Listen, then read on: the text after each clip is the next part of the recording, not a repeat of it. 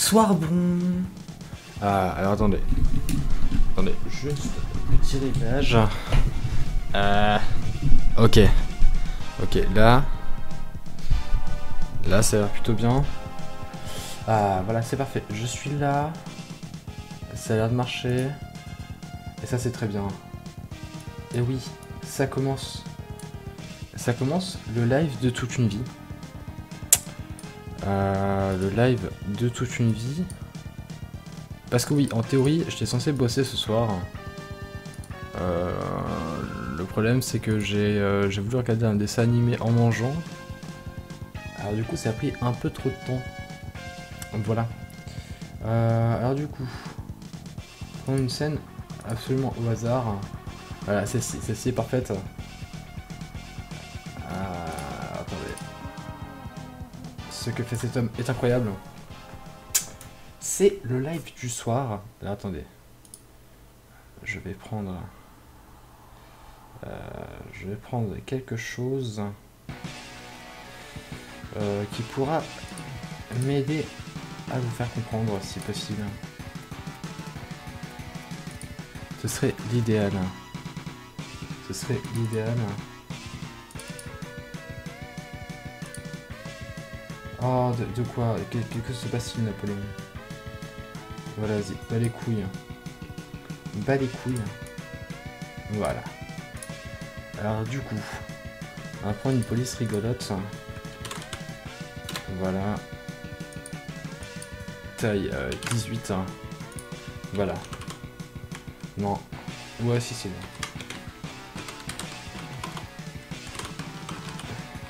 Vous pouvez voir comme je tape trop bien au clavier en plus. Et voilà. C'est le tout premier live Gouistic. Le tout premier. C'est pas Word, c'est OpenOffice d'abord. Ok. Alors on respecte. On respecte OpenOffice et mes goûts pour les fenêtres anciennes. Parce que c'est pas donné à tout le monde d'avoir un goût comme ça, un goût si prononcé, pour des fenêtres dont tout le monde se fout. Du coup là, pour m'aider dans ce live, j'ai le cahier de révision d'Ornisis. Le seul et unique, le cahier de révision. Voilà. Parce qu'on va dire demain j'ai partiel à 10h et j'ai toujours pas révisé. C'est très pas bien, faut pas le faire. Mais je l'ai fait. Et non. Et donc aujourd'hui, ce qu'on va faire, sous vos yeux ébahis, on va faire de la phonétique. Historique. Alors voilà, donc la phonétique historique, c'est quoi, hein? C'est quoi? C'est simplement l'étude des sons du latin au français moderne. Donc genre voilà, donc en fait j'ai tout écrire, ça me sert aussi de révision pour moi-même. Du latin ancien, hein, le latin qui date de Cicéron et même avant, n'est-ce pas? Jusqu'au français moderne. Voilà. Le français de maintenant.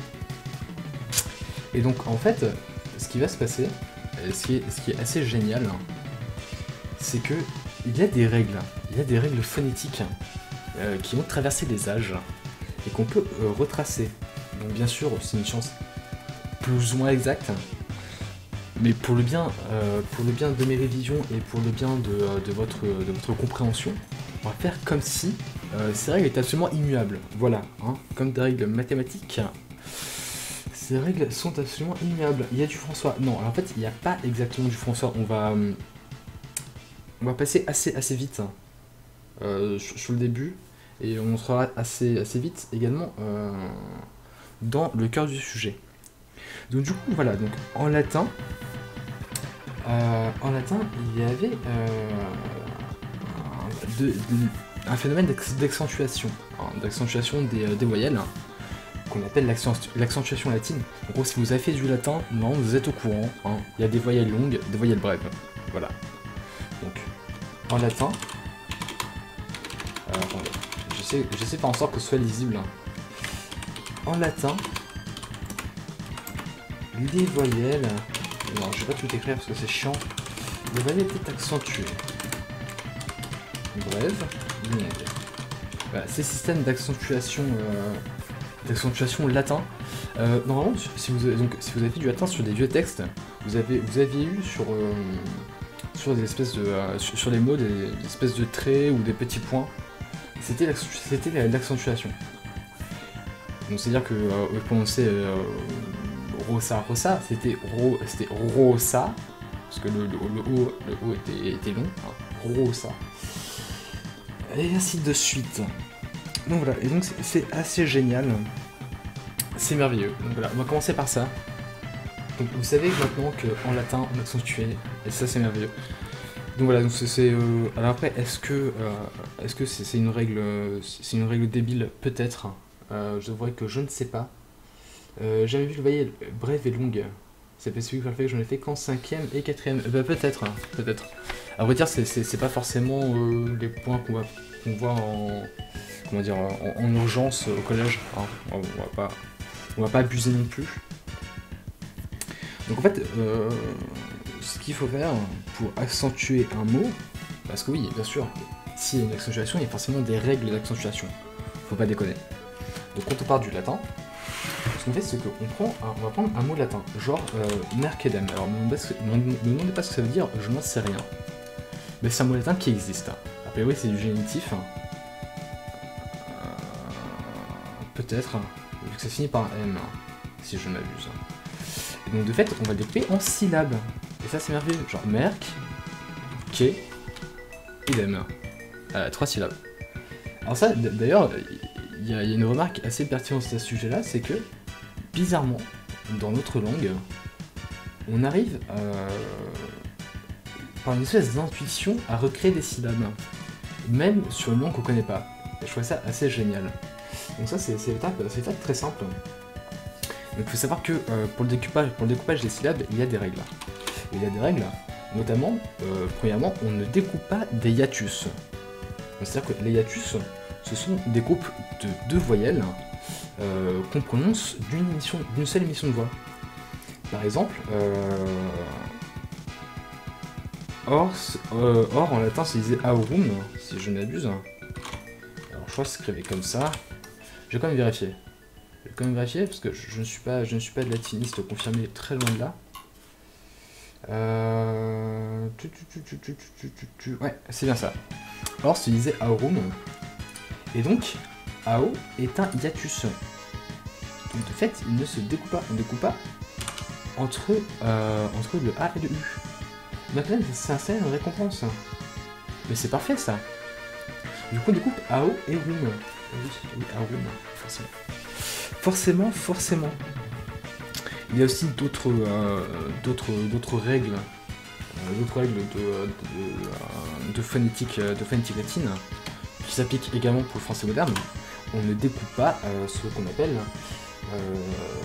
des groupes consonantiques. Par exemple, les consonnes, donc peu importe la consonne, avec ce qu'on appelle une consonne liquide, c'est-à-dire soit un R, soit un L. Je sais pas, par exemple, patrem, dans la mesure où là, on a un groupe consonantique entre le T, avec le T et le R, on va pas découper entre le groupe consonantique. Du coup, la découpe phonétique donnera pas trem.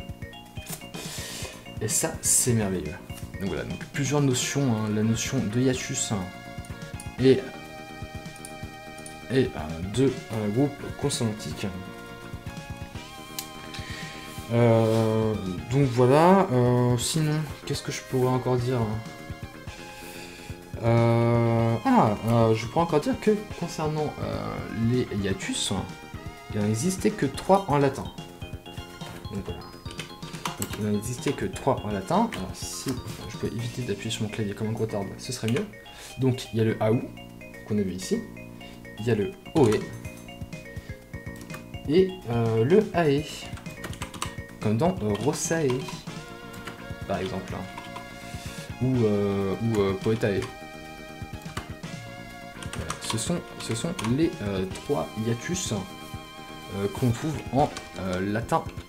Ce sont les 3 seuls. Donc évidemment, si ici on a les 3 formes de hiatus, tout le reste, sont des voyelles simples. Voilà, voilà. Et donc, on a fini la première page d'introduction. Et ça, c'est beau. Ça, c'est beau. Pour les révisions, c'est merveilleux. Donc, suite à ça...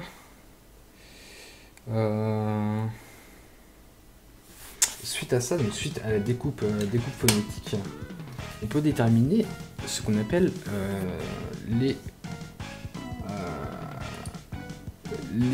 syllabes ouvertes ou les syllabes fermées. J'ai passé très vite dessus, c'est vraiment très con. En gros, une syllabe est ouverte quand elle se finit par une voyelle. C'est-à-dire que là, pa est une voyelle, est une syllabe ouverte. Et lorsqu'elle se finit par une consonne, comme mère par exemple, c'est une syllabe fermée. Voilà. Tout simplement. Donc c'est un peu débile.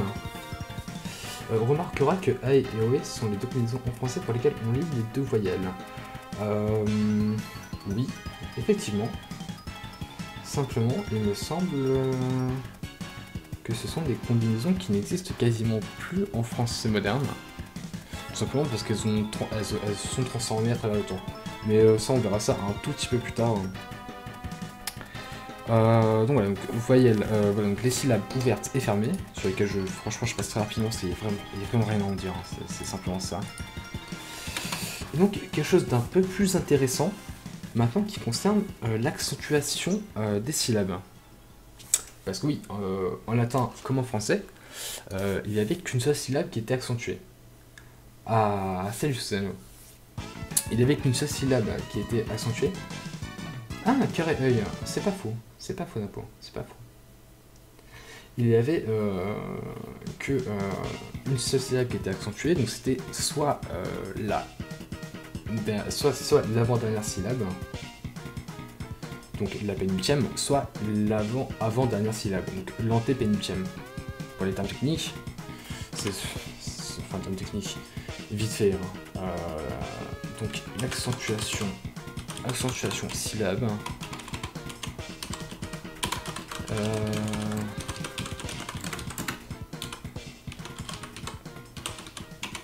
Pénultième ou antépénultième.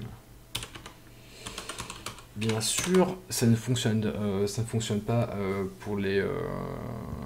Enfin, c'est-à-dire que pour les mots à une seule syllabe ou pour les mots à deux syllabes, on se posera pas la question.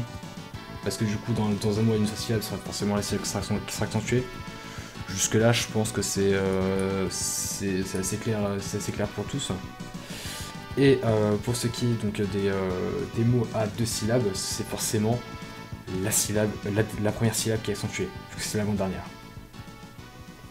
Jusque là, j'imagine que ça devrait aller. Jusqu'à là, j'imagine que ça devrait aller. Alors, ces mots-là, donc qui ont une, deux ou plusieurs syllabes, portent des noms phonétiques. J'ai quand même voulu le donner par souci d'exactitude. Donc, lorsqu'un mot a une seule syllabe, on appelle ça un oxyton. Quand il y en a deux, on appelle ça un paroxyton. Et quand il y en a 3 ou plus, on appelle ça un proparoxyton. Et donc du coup, si vous voulez briller en société, vous pouvez dire que dans un proparoxyton, la syllabe accentuée peut être l'antépénultième. Et là, vous créez un combat dans une conversation et c'est merveilleux. Voilà, si vous voulez foirer vos relations sociales, vous pouvez faire ça. Ça fait toujours le pire effet. Ce samedi, qu'est-ce que je fais? Ce samedi, je travaille. Et ça va être nul.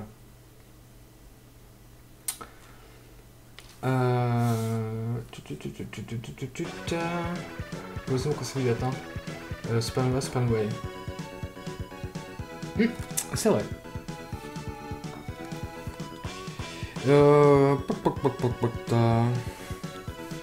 Donc du coup, que puis-je dire encore?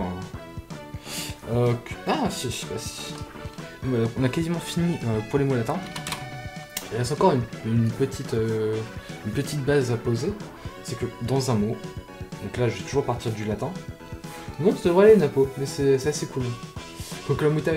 Ouais, mais c'est une expression qui a été conservée du latin, donc je sais pas si on peut le considérer comme mot appartenant au français moderne ou pas.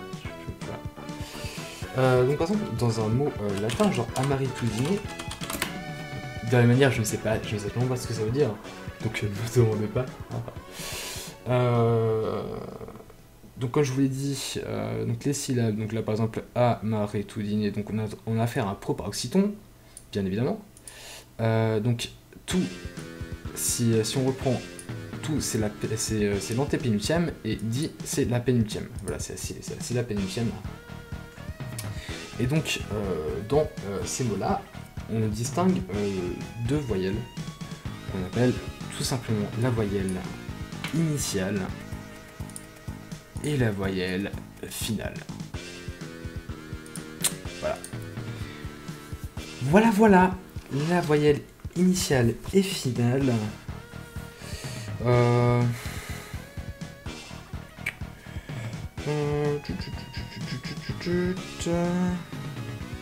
J'ajuste, j'ai rien oublié.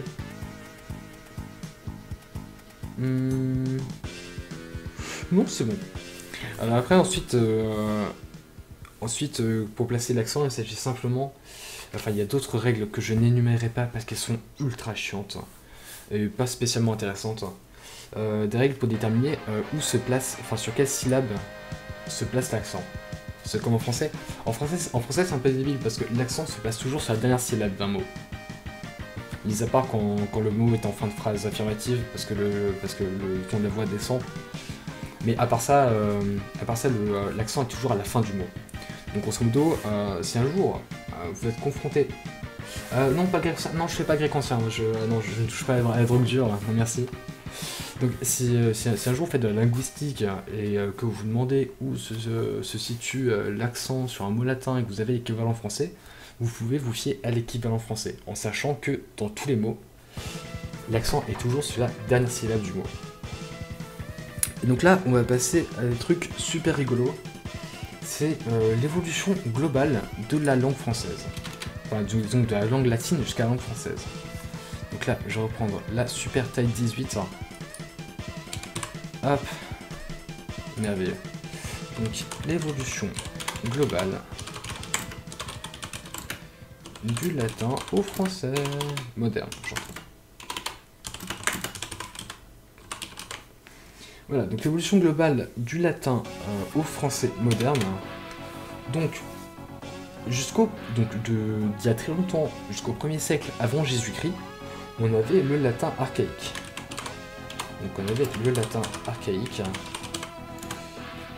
Donc, de date inconnue au 1er siècle avant Jean-Christophe. Donc voilà. Suite à ça, donc à partir du 1er siècle avant Jésus-Christ jusqu'au 1er siècle après Jésus-Christ, on a eu le latin classique. Donc généralement c'est le latin qui est enseigné à l'école. Donc le latin classique, donc du 1er avant au 1er après, donc ça a duré environ 2 siècles. Suite à ça, on a eu le latin impérial. Si je ne m'abuse, les dates doivent plus ou moins coordonner avec César, ce qui me paraît à peu près honnête. Alors si je mettais qu'un seul i, ce serait mieux. Le latin impérial, donc qui va du 1er après Jésus-Christ. En fait, c'est une frise chronologique que je dessine là. Faut essayer de la visualiser dans vos têtes. Ça marche assez bien. Donc du 1er après Jésus-Christ jusqu'au fin 5e. Je pense pas c'est aussi loin. Jusqu'au fin 5e siècle. Je l'écris en lettres. Enfin, en chiffres arabes. Donc voilà, jusqu'à la fin 5e siècle, bien sûr, après Jésus-Christ. Et c'est là.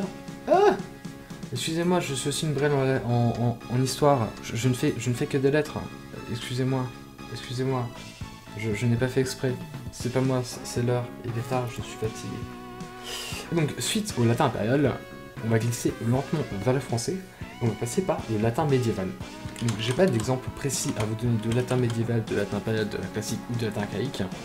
Principalement, comme j'ai dit, parce que je ne fais pas de latin, enfin je fais très peu de latin, et je suis très mauvais en latin. Donc on a le latin médiéval, donc qui va de la fin 5e, évidemment, de la fin 5e jusqu'à la fin 9e. Voilà. Suite à ça, on a eu les serments de Strasbourg, donc date ultra importante, puisque c'est à partir de cette date-là qu'on recense le premier texte en français. Donc voilà, les toutes premières traces de la matrice de français, c'était avec les serments de Strasbourg en 842. Alors, vous inquiétez pas, je connais pas tout par cœur, hein, j'ai mes notes avec moi. Les serments de Strasbourg en 842. Donc la date ultra importante. Et donc à partir de ce moment-là, c'est à cette date-là qu'on va dater l'ancien français. L'ancien français, voilà, ou ancien François, comme vous le désirez. Non, pardon, le très ancien français avant tout. Donc le très ancien français ou ancien français, les deux fonctionnent. Très ancien français, donc du 9e, enfin la moitié du 9e de fait. Je vais mettre entre parenthèses pour garder la mi-typo dégueulasse. Du début 9e jusqu'à 1350. Donc voilà. Donc c'est à cette date-là qu'on... Colonisation globale du russe. Alors je sais pas de russe, mais ça... il doit y en avoir une aussi. Bien évidemment, il doit y en avoir une. Donc ensuite, suite à ça, on peut dater le moyen français. Et là, c'est un peu plus parlant pour nous. Donc, de 1350 à 1500. Ensuite, on va voir le français préclassique. Donc, de 1500 à 1600. Donc là, cette fois-ci, pour ce qui est du très ancien français, du moyen français et du préclassique, on a des textes qui sont assez souvent étudiés, parfois au collège, parfois au lycée. Par exemple, vous avez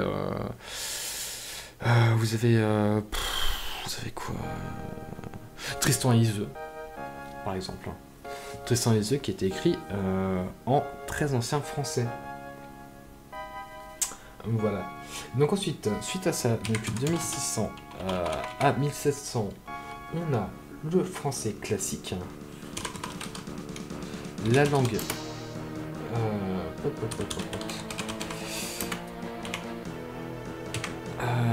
de 1600 à 1700, le français classique. Ensuite, on a la langue de Racine, qui commencerait avec le français moderne. Donc, le français moderne, les origines du français moderne remontent à 1700.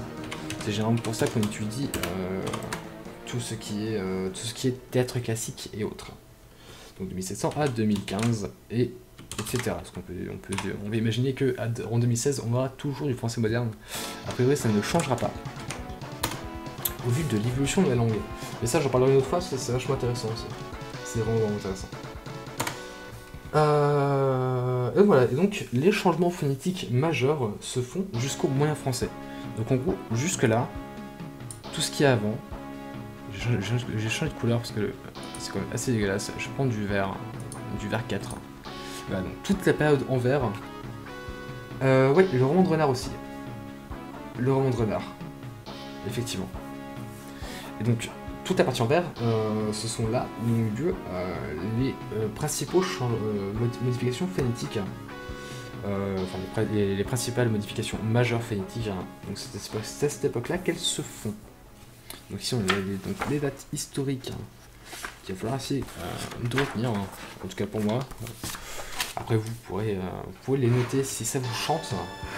Je pourrais vous en reparler à l'occasion. Ça me fera très très plaisir.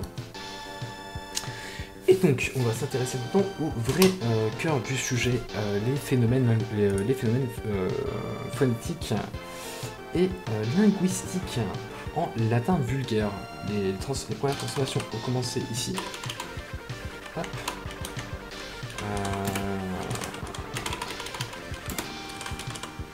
Première transformation de point le latin vulgaire. Voilà, donc le latin vulgaire qui commence dès le latin archaïque. Donc dès cette époque-là déjà on bannit le M de l'accusatif. Donc c'était pas un génitif comme je l'avais maladroitement dit pour Mercédème. Donc c'est-à-dire qu'en gros, on va dire aux environs du 1er siècle, on ne prononcera déjà plus Mercédème mais Mercédé. Donc à partir déjà de cette époque-là, le M c'est tabou, il n'existe plus. Et c'est pareil pour patrem. Déjà à cette époque-là, on dira patré et non plus patrem. Qu'on apprend à le dire si souvent dans les écoles, enfin dans les écoles de la République française, hein, n'est-ce pas? Donc voilà, c'est le principal changement.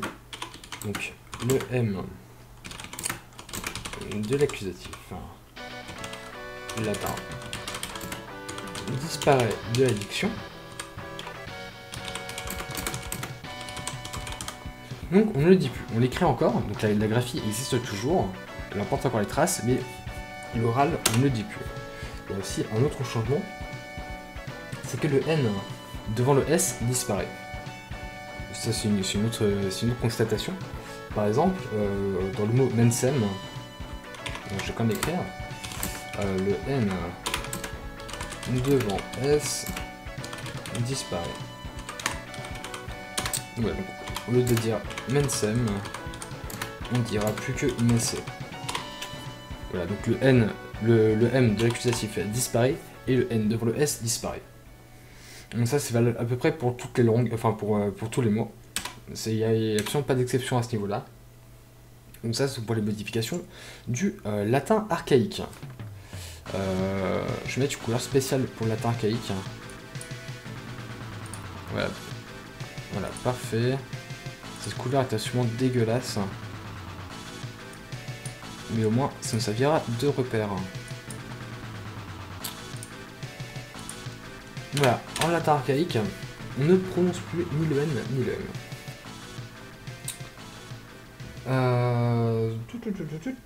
Donc à partir du 1er siècle avant Jésus-Christ, donc à la période du latin classique, il va y avoir d'autres changements bien évidemment. Tous les changements ne sont pas arrivés d'un coup d'un seul. Après j'ai pas mal de phénomènes, c'est pas dit que je les ai tous. Je ne prétends pas à l'exhaustivité, très loin de moi cette idée. Donc pour ce qui est du latin classique, là ça va être chiant. Là ça va commencer à être vraiment très chiant. On a ce qu'on appelle la consonnification des voyelles brèves en hiatus. C'est pompeux, mais ça peut s'expliquer assez bien. Donc, c'est-à-dire que la voyelle brève, comme je vous ai dit, hein, en latin, il y a des voyelles brèves et des voyelles longues. Et dans un hiatus, il y a forcément une voyelle brève et une voyelle longue. Forcément. Et donc, la voyelle brève en hiatus va se transformer en ce qu'on appelle une consonne sonore. Donc ça, c'est juste un terme phonétique. En gros, elle va juste changer d'aspect. Bien que la diction restera plus ou moins la même. Donc, consonnification.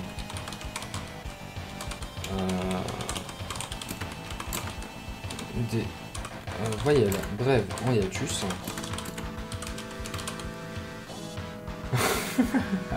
Évidemment que j'ai un cahier qui disait. Donc la consonnification des voyelles brèves en hiatus. Exemple, parce qu'un exemple est toujours plus parlant, on va pas se mentir. Le mot paléa, qui donnera en français moderne paille, deviendra à partir du 1er siècle avant Jésus-Christ palia. le E est devenu Y. Parce que donc là on avait un hiatus, donc EA qui était un hiatus.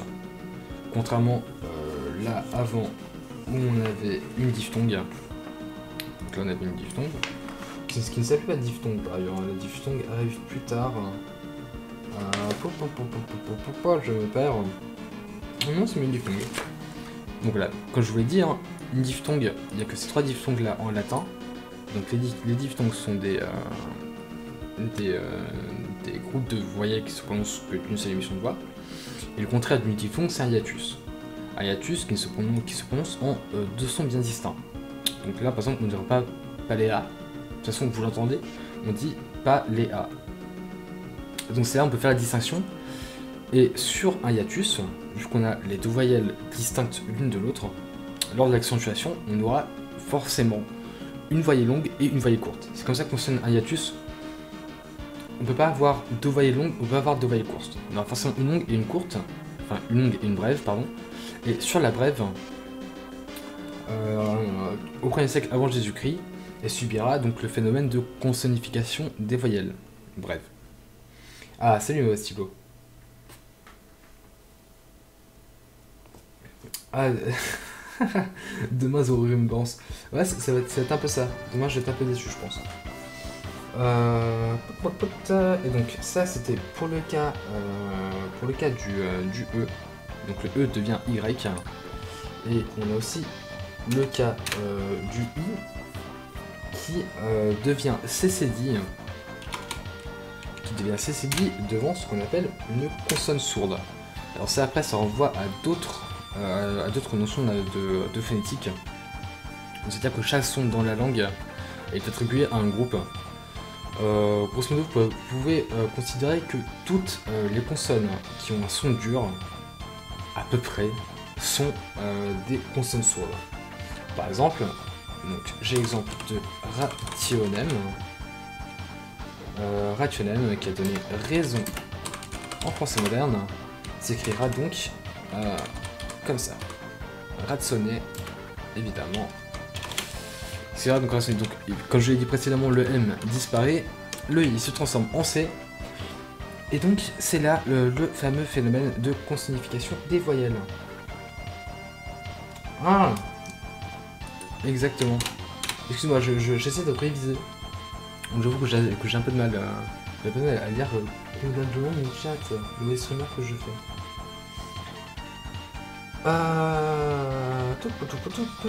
Et ensuite, on a également un autre phénomène qui s'accouple à tous les précédents. Donc là, on a vu le cas du I, on a également le U bref, parce que bien évidemment, toutes les voyelles peuvent être soit brèves, soit longues. C'est-à-dire que vous avez le A bref, le A bref, le A long, le I bref, le I long, le E bref, le E long, etc. Sur toutes les voyelles de l'alphabet. Donc le U bref donnera le son W. Donc U bref donnera le son W devant n'importe quelle consonne.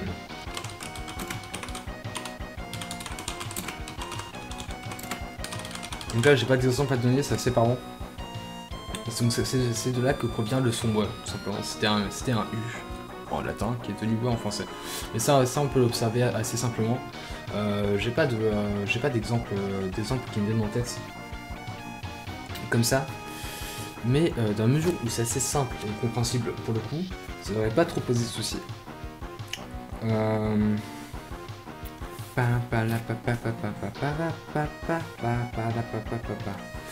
Donc ça c'est pour ce qui est du latin classique. Il y a encore autre chose qui se passe en latin que je vais simplement vous mentionner sans l'écrire. C'est que en latin classique, l'accentuation dont j'ai parlé descend d'une syllabe. Donc c'est à dire que si vous aviez un accent qui était sur la syllabe la pénultième, donc l'avant-dernière syllabe, en latin classique, l'accent descendra sur l'antépénultième. En gros, dans Marc Edem, l'accent est ici, Je vous le dis, hein, c'est...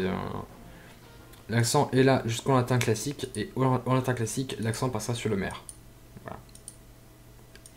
Et donc ça, c'est génial. Ou simplement, tous les verbes conjonctifs imparfaits, d'accord. Moi aussi, j'ai fait une révision stream et là. Ah, c'est du fraise. Non, mais de toute façon, les révisions stream, c'est les meilleurs. C'est clairement les meilleurs. Et donc, ça, c'était pour ceux qui étaient du latin classique. Maintenant, on va passer au latin impérial. Donc, que s'est-il passé en latin impérial? On se pose tous la question, bien évidemment.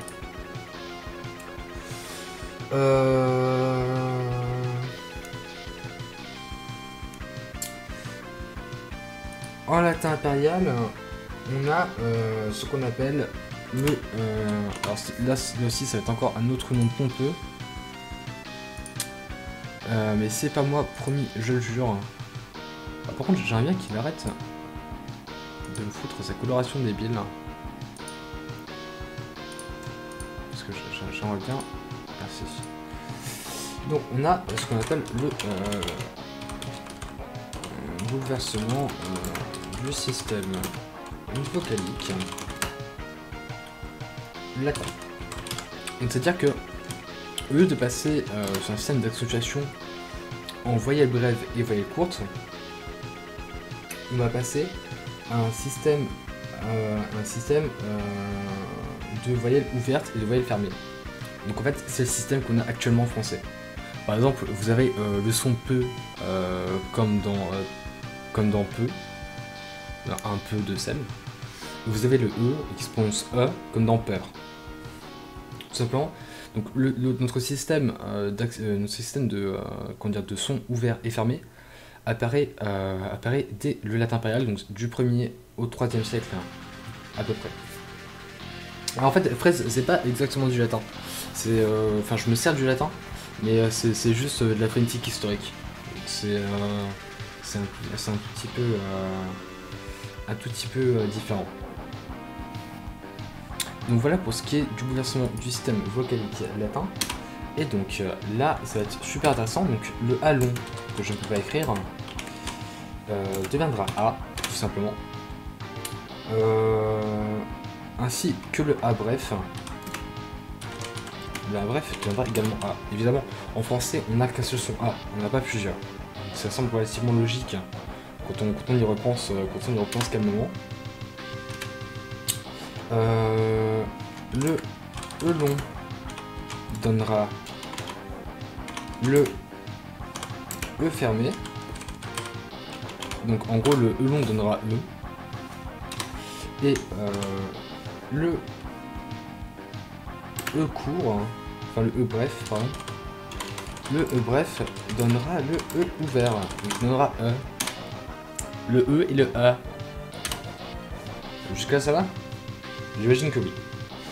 Ensuite, donc là c'est juste voilà, donc c'est juste la transformation de toutes les voyelles, donc des 10 voyelles qu'on a. Parce qu'il y a 5 voyelles dans l'alphabet et du coup il y en a 5 courtes, 5 longues. En fait ça fait 10. Si vous comptez un peu, ça fait 10 comme ça. Comme des doigts. Et donc le I long deviendra I, tout simplement. Deviendra I à partir de ce moment-là. Donc c'est pareil, encore une fois, I, c'est exactement comme en français, on n'a pas plusieurs sons I. Pourquoi il me met un? Mais t'as fumé, mais bon. Ok. Donc le I long deviendra I. Le I bref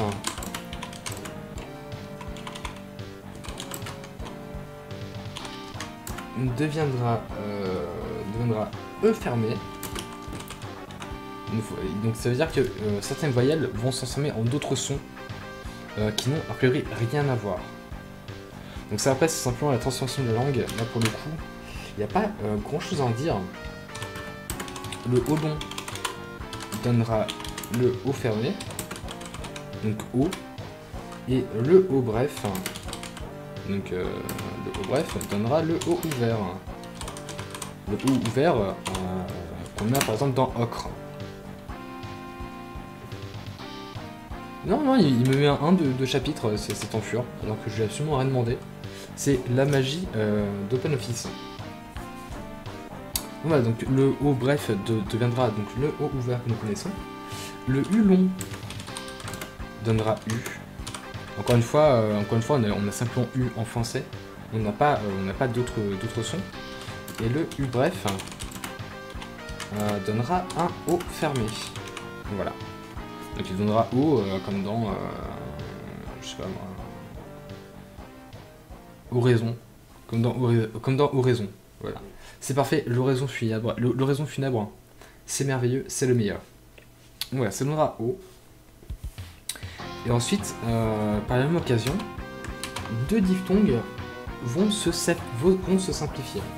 C'est-à-dire que les diphtongues, on a vu, il y en a 3. Hein. Donc AE, OE et AU. Ouais, ça. OE, AE et AU. Et donc AE va devenir un E ouvert et un OE. Donc le O latin deviendra un O fermé. Tout simplement. Et donc, du coup, Napoléon, pour répondre à ta question de tout à l'heure, donc les OE, OU qu'on peut avoir en français n'ont rien à voir avec les OE latins. Parce qu'en fait, les OE latins n'existent plus. Il n'y a absolument aucune diphtongue latine qui a survécu jusqu'en français moderne. Elle s'est transformée au fil du temps, elle est devenue autre chose, mais il n'y en a aucune qui s'est transposée comme ça directement de OE à E. De toute façon, c'est pas le cas, vu que en fait, ça devient un O fermé. Donc c'est pour ça qu'on a corps. Donc voilà pour ce qui est du bouleversement du système vocalique latin. Donc durant la période du latin impérial. Donc ça c'est du 1er au 3e siècle après Jésus-Christ. Et donc si vous avez à peu près suivi, le latin impérial dure jusqu'à la fin du 5e siècle. C'est-à-dire qu'entre le 3e et le 5e siècle, il va encore se passer des choses que je vais très vite passer. Donc du 3e à peu près au 5e, donc toujours en latin impérial. Il faut que je retrouve la couleur dégueulasse que j'avais. Ça va être le vrai défi. Je crois que c'était ça. Ça devait être ça. Ça devait être ça. C'était rose 2, je crois. Non, c'était pas rose 2. Ça devait être rose 1. Bref, une couleur immonde comme jamais.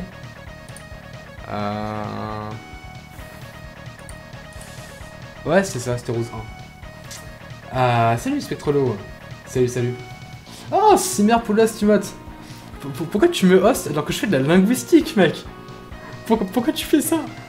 Pourquoi tu fais ça? Tu veux tuer tes viewers ou quoi? Arrête, après ils vont repartir et tout, on va être déçus. Alors par contre, si vous voulez réviser avec moi de la linguistique, vous pouvez rester, c'est merveilleux. Hein, on s'enjaille à l'infini. Cela dit, Cimer Poulos, des bisous et des cœurs. Je vous fais même des cœurs sur le chat. Je peux vous faire des cœurs à l'infini. Attendez, regardez, et ça c'est beau. Ça c'est beau. Attendez. Je vais faire un truc merveilleux. Grâce à ce super logiciel qui est OpenOffice. Voilà, des cœurs, une ribambelle de cœurs. Voilà, je vous fais des bisous.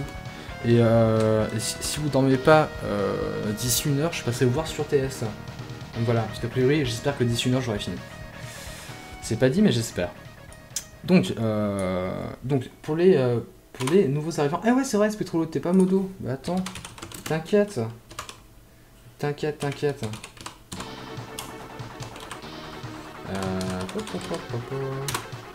voilà. Et donc je disais, donc je vais faire je serai sur une série... Ok, ça roule, Timoth. Ça roule, je fais ça. Donc du coup, je disais, pour les nouveaux arrivants, avant que Timoth vous emmène dans ce gentil havre de paix, j'étais en train d'expliquer l'évolution phonétique du latin archaïque, donc du très vieux latin, jusqu'en français moderne. C'est-à-dire que la langue a évolué, et ce que je fais dans mes études, parfois, c'est que j'essaie d'étudier les transformations qu'il y a pu avoir. Donc les transformations phonétiques uniquement qui a pu avoir. Donc, pour l'instant phonétique, plus tard morphologique, mais ça on verra, c'est autre chose. Donc globalement, on a vu que très tôt les mots latins se transforment. Donc c'est-à-dire que dès le latin archaïque, le M de l'accusatif disparaît de la diction et le N devant le son S disparaît. Voilà, c'est une règle. Suite à ça, on a eu un phénomène en latin classique qu'on appelle la consonnification des voyelles brèves en hiatus. C'est-à-dire qu'en latin, il y avait 3 diphtongues.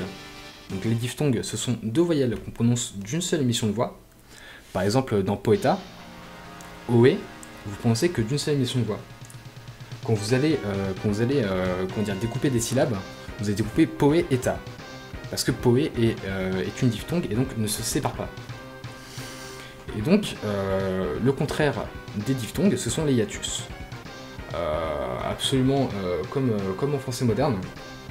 Et donc, les hiatus, quant à elles, sont une combinaison de 2 voyelles qui, elles, se prononcent chacune indépendamment. Par exemple, en latin, comme c'est écrit ici, on avait paléa, donc paléa, donc léa et a, qui se prononcent, donc chaque voyelle se prononce indépendamment, qui a donné paille en français. Le E se transforme et ça donnera palia, à partir du 1er siècle après Jésus-Christ. Et de la même manière, on avait rationem, qui a donné raison en français, et donc le I se transformera en CCI. Et dernière transformation, le U, bref, donc qui était en hiatus de la même manière, se transformera en son W devant n'importe quelle consonne. Voilà, c'est comme ça, ce sont des petites règles sympathiques. Ensuite, non, comment ah mais la linguistique c'est génial. Et donc ensuite, en latin, donc à la même période à peu près, donc du 1er au 3e siècle après Jean-Claude, on a eu ce qu'on appelle une nouvelle règle phonétique, le bouleversement du système vocalique, que j'écris volcalique, c'est parfait, je sais très bien écrire le français. Donc le bouleversement du système vocalique latin, c'est-à-dire que si vous avez fait un peu de latin, vous avez dû voir que en latin, il y avait un système de voyelles brèves et voyelles longues. Donc en fait, dans le texte latin, ça s'écrivait avec une barre longue pour les voyelles longues et avec un petit V ou un petit point pour les voyelles courtes, au-dessus de la voyelle. Donc à partir entre le 1er et le 3e siècle après Jésus-Christ, ce système-là va se modifier et on peut passer d'un système de longueur, donc le système latin, à un système qu'on appelle d'aperture. Donc un système de voyelles ouvertes ou fermées. Donc c'est le système qu'on a en français. Donc là, je les avais toutes données, mais grosso modo, le A reste A, simplement parce que, par exemple, en français moderne, on n'a qu'un seul type de A. Le E long, le E qui était long en latin, devient le E fermé, comme dans peu, quand vous dites passe-moi un peu d'eau, un peu de sel. Le E bref, lui, deviendra le E ouvert, comme dans peur. Le I long deviendra I, tout comme le A, il n'y a qu'un seul type de I en français. Et le I bref donnera lui aussi un E fermé. Donc c'est-à-dire que certaines voyelles, enfin certains sons latins vont disparaître. En fait, on va perdre des sons. Bon, au final, on s'en bat les couilles, parce qu'on les utilise pas et on a une petite idée de ce à quoi ça ressemble. On se dit, bon, une voyelle courte, une voyelle longue. Mais bon, on va perdre quand même quelques sons et c'est assez dommage. Donc de la même manière, voilà, le O long donnera le O fermé, comme dans oraison, les oraisons funèbres. Et le bref donnera le O ouvert, comme dans ocre, or, et d'autres choses. Des bisous spectrolo. Des bisous. Voilà, donc après, de la même manière, le U qui donnera U, donc U, I et A, on n'a qu'un seul son en français. Contrairement à E qui a 2 sons, donc le E ouvert et le E fermé, le O qui a également 2 sons, le O ouvert et le O fermé. Et enfin, les diphtongues latines, donc comme je vous disais, les diphtongues, ces voyelles qui se prononcent d'une seule émission de voix, vont elles aussi se transformer en voyelles. Donc on va encore perdre des sons. Donc le AE devient le E ouvert, donc comme je vous ai dit, comme dans Peur, et OE devient le O fermé, comme dans Oraison. Donc on en était là, globalement, je suis passé un peu vite. Si vraiment ça vous intéresse, il y a la VOD, à la rigueur, si même vous êtes à JK Twitch, je pourrais l'uploader sur YouTube, il n'y a pas de souci. Donc encore une fois, je l'aurais dit, c'est vraiment un live sans prétention, hein. Je révise mon partiel de demain, hein. C'est juste voilà, hein. C'est juste l'occasion de faire de la linguistique avec des OST de Megaman en fond. Et donc là, entre le 5ème... attendez, pour ce qui est des voyelles, c'est bientôt fini. Donc là, entre le 5ème et le 6ème siècle, il va se passer une toute petite chose. C'est que donc la dernière diphtongue latine, donc à savoir AU, plutôt prononcé AU, va se simplifier et donner un O fermé. Voilà. Donc c'est la raison pour laquelle on n'a absolument plus aucune diphtongue latine en français. Et c'est pour ça que Aorum va donner en français or. Parce que le AU de Aorum, Aorum qui signifie or, hein, j'aurais dit au cas où. Parce que le AU de Aoru, entre le 5e et le 6e siècle après Jean-Claude, va devenir un O fermé. Comme dans pas or en fait. Je dis de la merde, or c'est un O ouvert. Ouais, ça devient un O fermé, ça va faire or. Or. Or, comme dans oraison. Donc voilà pour ce qui est des voyelles, des transformations des voyelles en latin vulgaire. Et donc vu que j'ai beaucoup parlé et que je commence à avoir soif, je vais faire une toute petite pause de 5 minutes. Et si vous voulez, on va pouvoir continuer sur les consonnes, parce que les consonnes aussi ont évolué. Et ma foi, c'est plutôt sympathique. Enfin, oui, enfin sympathique, je sais pas, mais c'est au moins un peu intéressant. Donc on va étudier notamment le cas du OUE latin. Le cas du OUE latin qui se conservera un peu en français.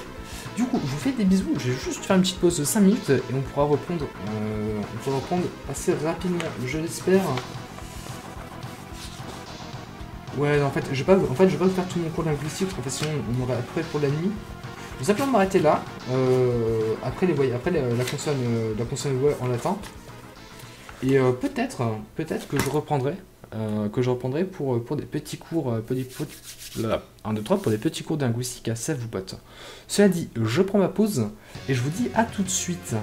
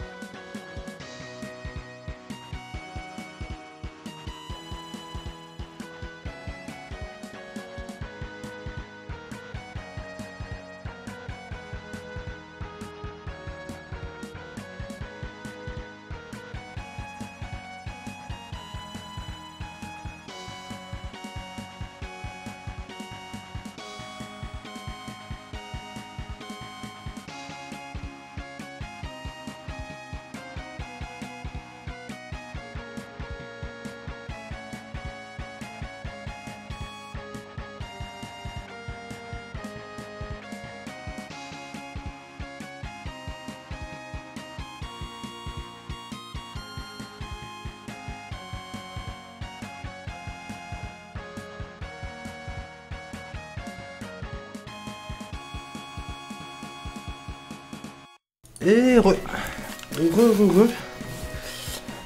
Hop là, donc on va reprendre là où on s'en était arrêté.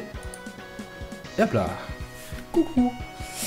Donc voilà, donc comme je disais, maintenant on va aborder, maintenant qu'on a vu les voyelles, on va aborder le cas des consonnes. Alors il faut savoir que des consonnes, il y en a énormément, donc c'est-à-dire qu'il y a beaucoup de règles. Et donc simplement pour que ce soit pas trop indigeste pour vous et pour que j'avance un peu mine de rien dans mes révisions, parce qu'en gros ça ce sont simplement les 2-3 premiers cours que j'ai eu. Donc voilà. On va simplement voir le cas du WE latin. Donc le WE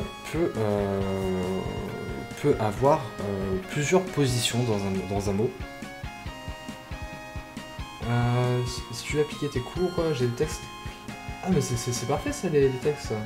C'est merveilleux. Les textes du 13e, du 14e, c'est bien. Et donc je disais, donc le cas du WE. Donc premier cas. C'est le cas du son WE en initiale. Donc, pour ceux qui n'étaient pas là tout à l'heure, comme je l'ai dit, dans un mot, pour qu'on puisse savoir à peu près de quoi on parle, on a plein de, il y a plein de petits termes très sympathiques, dont les plus simples. Donc les voyelles en début de mot qu'on appelle les voyelles initiales et les voyelles en fin de mot qu'on appelle les voyelles finales. Voilà, simplement pour pouvoir resituer un peu. Donc là, on va aborder le cas du WE en initiale, donc en début de mot. Donc, alors première règle, hop là, le son WE va s'affaiblir. Donc c'est-à-dire qu'il va perdre un peu de sa superbe en son qu'on appelle bêta. Voilà, c'est simplement un son intermédiaire qu'on n'a pas, encore une fois, en français moderne. On peut supposer que c'est une espèce de B. J'ai pas bêta sur mon clavier, donc nique sa mère, j'ai appelé bêta. Donc voilà, donc c'est l'espèce de S7 allemand. C'est-à-dire le B avec la barre qui descend. Je vais peut-être... Ah mais attendez, je peux faire un truc génial. Je peux vous le dessiner sur Paint. Voilà, ça donne ça, un bêta. Voilà, c'est un B. Attendez, plutôt... yeah. Bref, c'est très dur à faire à la souris. Mais vous voyez à peu près l'idée. Donc voilà, donc ça fait mis en bêta. Et ensuite, le son bêta se renforce. C'est-à-dire que, comme je l'ai dit, ce n'est qu'un stade intermédiaire. Donc, le bêta se renforce en son WE, enfin VE. Et reste inchangé jusqu'en fonction moderne. C'est-à-dire que le son VE en initial, il y a de fortes chances que en latin soit un WE qui soit transformé en BE, qui soit retransformé en VE. C'est par exemple le cas de vin. Le V dans le mot vin, donc le vin, la boisson, hein, pas le chiffre, hein. Le V de vin était autrefois un WE qui s'est transformé en BE, qui s'est retransformé après en VE. Et ce n'est pas le cas. Attendez, normalement j'ai 20 quelque part. Ah, je l'ai pas là. Je l'ai pas. J'ai pas un cas de 20. J'ai William. Donc exemple, parce qu'un exemple est toujours plus parlant que des notions théoriques.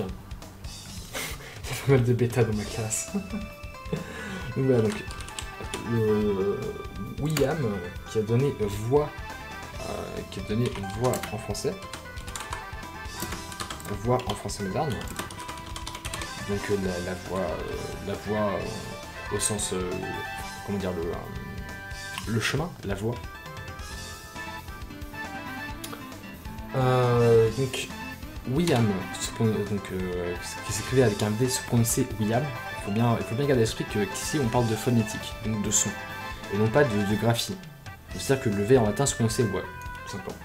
Donc William a donné, donc je vais vous faire toute la chronologie qu'on a vue jusqu'au 5e, 6e siècle, a donné donc Wia, donc le M disparaît, le M de l'accusatif, a donné Wia en latin archaïque, qui a donné par la suite bêta IA, donc un espèce de BIA au 1er, 2e siècle, qui a donné ensuite BA, donc on voit qu'il y a une transformation avec le bouleversement vocalique dont je parlais tout à l'heure, donc qui a donné BA, qui a par la suite donné, on va y arriver, qui a donné VA, donc le B se transforme en V, et qui a donné ensuite, qui a suivi d'autres transformations, et qui a donné à la toute fin voix en français moderne. Donc voilà pour ce qui est du voix en initial. Ne vous inquiétez pas, il y en a encore un peu, il y a au moins de quoi tenir à peu près une demi-heure avant que je vous laisse avec mes conneries. Ensuite, il y a le cas, le cas du voix derrière une consonne. Bah oui, parce que forcément, il peut y avoir des voix à différents endroits dans un mot, y compris derrière une consonne. Ah merde. Ah ça... bon ok, j'ai tout expliqué, c'est pas grave. Si toujours vous êtes largué, dites-le moi, je m'attarderai un peu. Bon, l'essentiel c'est que je révise, mais c'est juste que vous compreniez un peu, ça sert à rien que j'explique. On se comprend bien. Donc, si le voix est derrière une consonne dans une syllabe tonique, donc une syllabe tonique, c'est une syllabe qui porte l'accent, donc l'accentuation du mot. Le voix en syllabe tonique ou en syllabe finale, donc la toute dernière syllabe d'un paroxyton. Donc paroxyton, c'est un mot à 2 syllabes. Donc le voix en syllabe tonique ou finale paroxyton. Donc je redis encore une fois un paroxyton. On parle de paroxyton dans le cas d'un mot à 2 syllabes. C'est vrai qu'il y a quand même 9 viewers pour des cours de linguistique. Je trouve ça assez génial. Je pense que j'en referai. Donc, à peu près de la même manière, le voix s'affaiblit en be et devient ve. Donc voilà. Donc, au 1er, 2e siècle après Jean-Claude, le voix devient be, comme on a vu tout à l'heure. Et après, au 13e siècle, le be devient ve. Donc ça subit exactement la même transformation. On a par exemple le cas du mot servinet.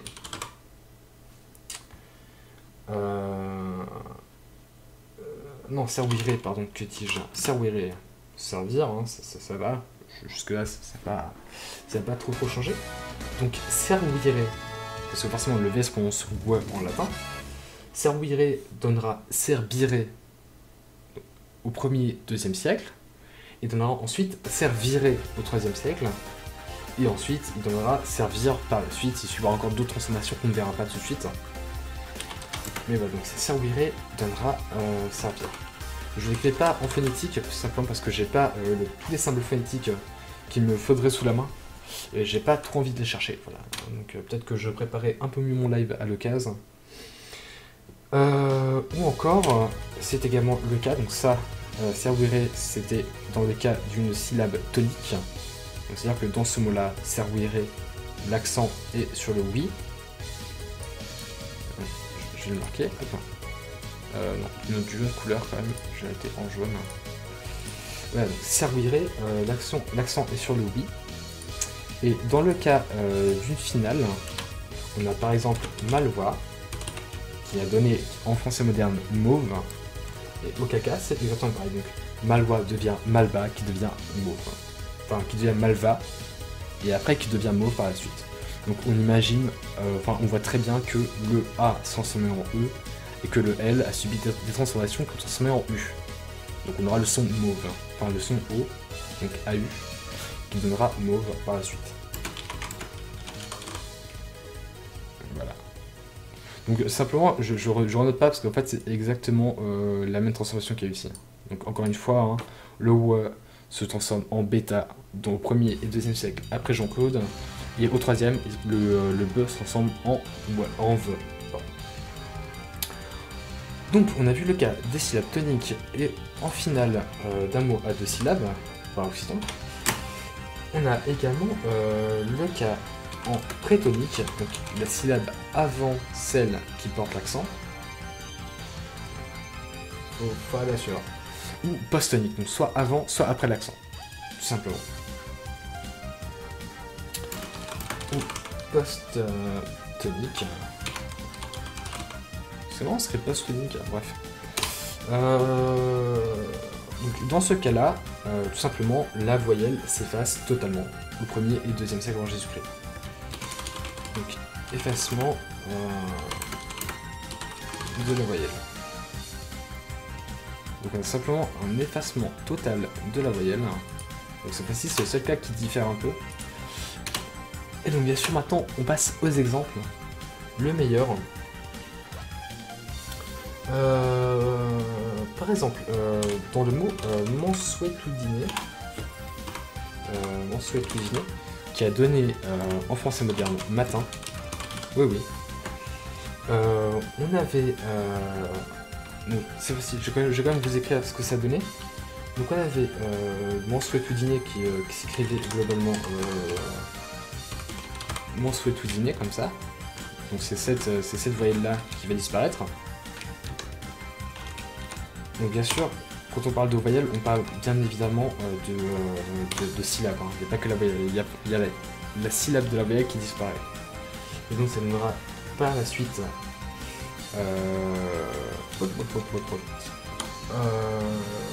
Massuetinu, parce que le N disparaît devant S, j'avais dit un peu avant. Ça donnera donc Massuetinu, et ensuite ça disparaîtra, donc ça donnera Massuetinu. Voilà. Donc le dit disparaît aussi, mais ça c'est encore autre chose. Ça donnera donc Massuetinu, et après ça donnera, si vous avez suivi, Mastinu. Mastinu, et donc on peut, là on voit assez bien Mastinu, matin, donc on devine et c'est déjà pas si mal. Ou encore, donc ça c'est dans le cas d'une prétonique, dans le cas d'une post-tonique, on a absoluere, qui a donné en français moderne absoudre. Alors je vous l'accorde, c'est pas forcément un mot qu'on utilise couramment. Mais du coup, ça a donné absoluere, qui a donné par la suite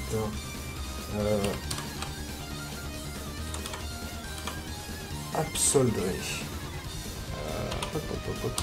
Donc il y a encore une transformation, mais voilà, on voit que la syllabe disparaît.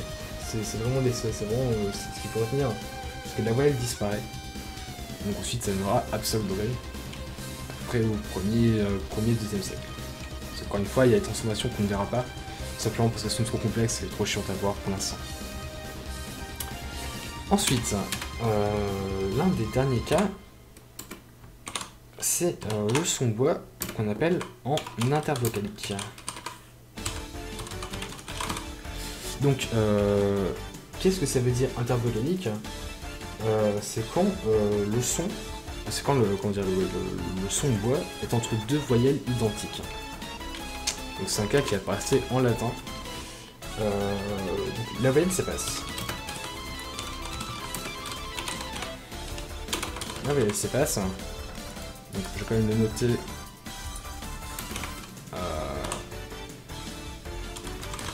Entre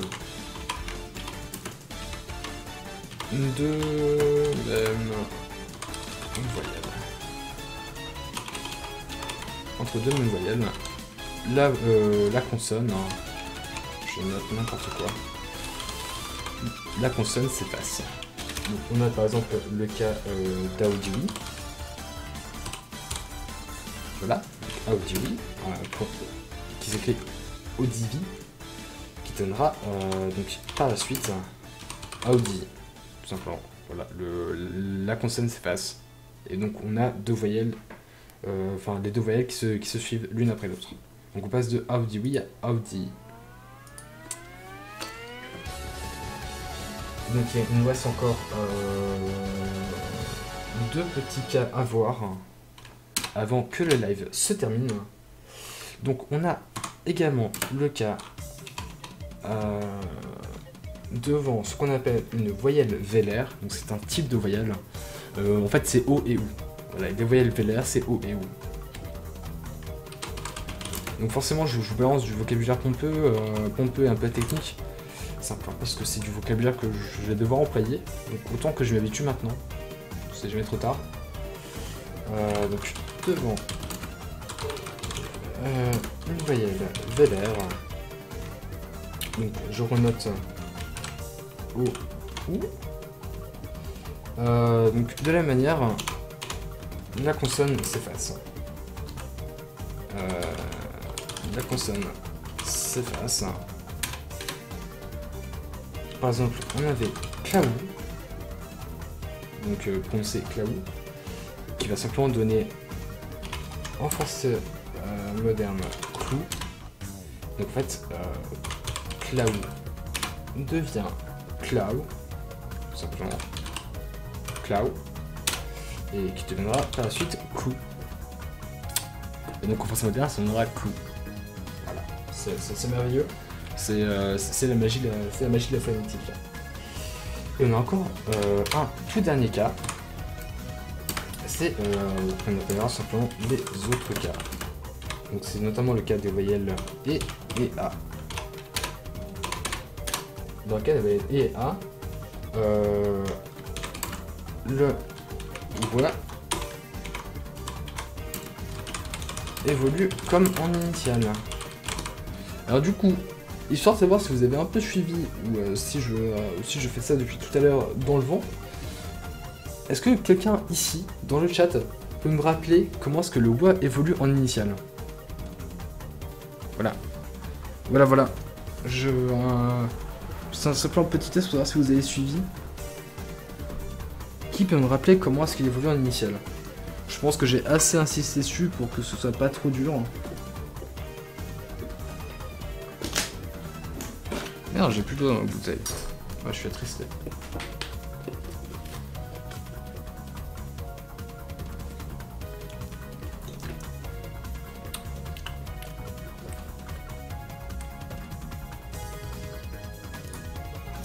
Allô? Non, vous allez pas me dire que personne n'a suivi. Je vais être très attristé après. Je vais devoir changer de vocation. Je ne vais plus vouloir devenir prof après ça. Ça va être très la tristesse. Ça. Bon ok, vu qu'en fait mon chat fait dodo, du coup en initial, avec une pierre initiale. Non, bah non, mais non, ma vestibule, non, t'avais pas le droit. T'avais pas le droit. Donc je rappelle, le wa devient bêta.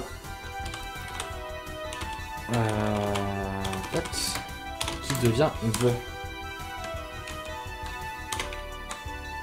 Donc le son wa devient s'affaiblit en bêta et se renforce en v. Voilà. Est-ce que j'ai un exemple sympa à vous donner? Oui, j'en ai un. On a le cas de Clawem. Clawem qui a donné clé. Donc en ancienne graphie, en nouvelle graphie, ça donne clé. Donc Clawem a donné, à la base, ça se prononce Clawem, qui a donné Clawé, qui a ensuite donné Clabé avec le bêta. Je n'ai pas de bêta parce que vous avez compris. Qui a donné Clabé, qui a donné ensuite Clavé. clavé, ensuite pas, et ensuite après avec d'autres transformations, ça a donné clé. Et du coup, sur cette magnifique, ce magnifique mot, on va se quitter. Si ça vous intéresse, ma foi, je pourrais vous filer mes notes, du coup, les notes du live. Je pense que je vais foutre sur YouTube. Hein. Peut-être que ça servira à des gens. Qui sait. Donc pour ce qui est de YouTube, donc le lien, enfin je mettrai le document texte en lien dans la description. Comme ça vous pourrez la télécharger si vous voulez toutefois la relire au calme, tout ça. Et du coup sur ce, je vous laisse, je vous fais des bisous. Merci d'avoir suivi. Et oui Liad, tu arrêtes à la fin. Et je faisais de la phonétique historique. De la phonétique historique, comme écrit ici. Voilà. Sur ce, des bisous. Et je pense que si ça vous botte, je referai un live comme ça. On pourra continuer tout doucement à voir les différentes transformations. Il y en a encore beaucoup.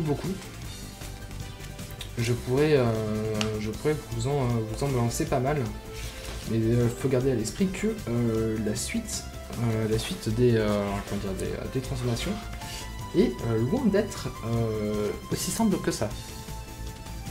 Cela dit, je pense que je le ferai quand même, parce que ça c'est cool. Du coup, je vous fais des bisous, c'est la fin du live, et je vous dis à demain. À demain pour, je sais pas, du Isaac, ou quelque chose comme ça.